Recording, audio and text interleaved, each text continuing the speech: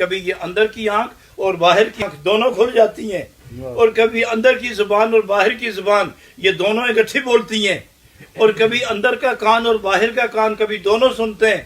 اندر کی جب روشنی پھیلنا شروع ہو جائے تو پھر ساری کائنات سے پردے اٹھتے ہیں، پھر حروف کا قیدی اور برق کا قیدی نہیں رہتا۔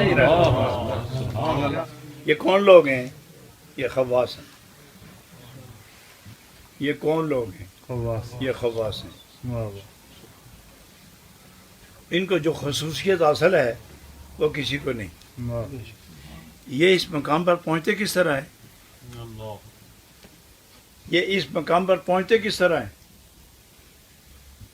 حضرات، ان کے سامنے حضور نبی اکرم قاسم جنت کوثر صلی اللہ علیہ وسلم کی سیرت موجود ہے۔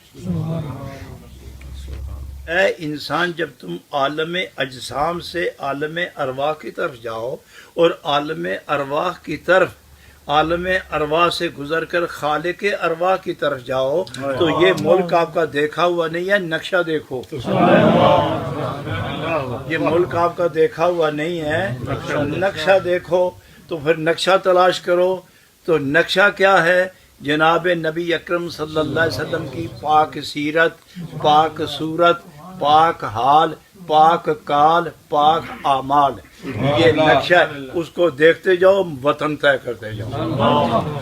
اس نقشے کو دیکھتے جاؤ، راستے متعین کرتے جاؤ، منزلیں طے کرتے جاؤ، اور جب یہ اس راستے کو دیکھ کر منزلیں طے کر کے جہاں آپ کا قدم رکے گا اس کے متعلق فرماتے ہیں۔ ایک بات یاد رکھنا کہ آدمی جب سفر کرتا ہے نا، آدمی سفر کرتا ہے، پیدل چلے، دوڑ کے چلے، گاڑی پہ چلے، سائیکل پہ چلے، جہاز پہ چلے، جہاز جتنا بھی تیز چلے، گاڑی جتنی بھی تیز چلے، پیچھے ہی رہتا ہے، نظر آگے رہتی ہے، اور نظر کا تعاقب نہیں کر سکتا،